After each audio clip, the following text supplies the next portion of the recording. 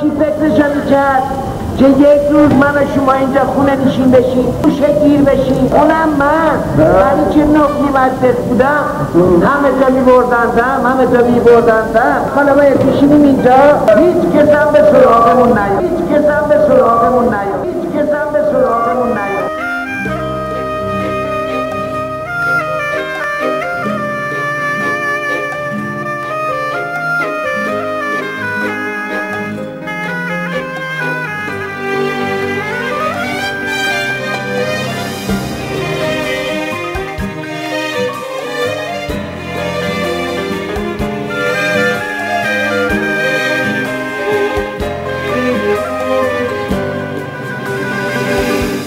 چتر سبز باران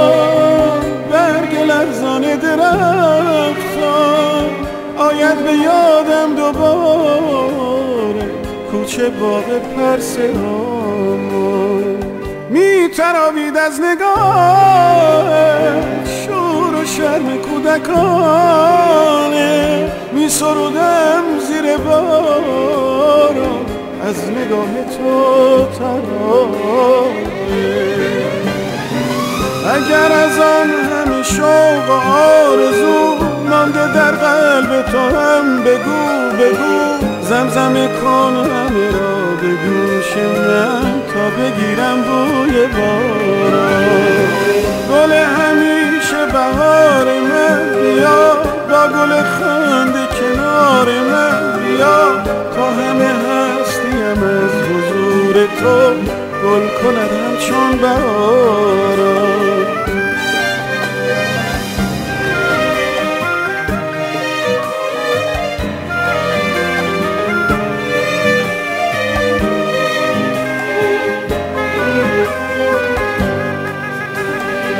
دم به دم افسانه میخوام در کنار گوشمان باد نغمه های عاشقی را باد و باران یادمان داد می توانستم چون لبخند بر لبانت جان بگیرم یا بلغزم همچو اشکی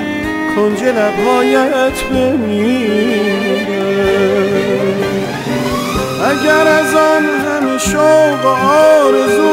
مانده در قلب تو هم بگو زمزمه کن همه را به گوش من تا بگیرم بوی باران گل همیشه بهار من بیا با گل خنده کنار من بیا تا همه هستیم از حضور تو گل کند همچون بهاران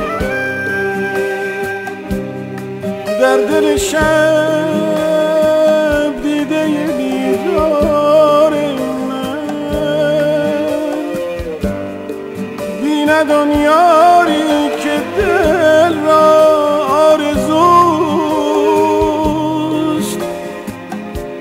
چون بیاید پیش مرکبش مرغ شب آواز برآرد دوست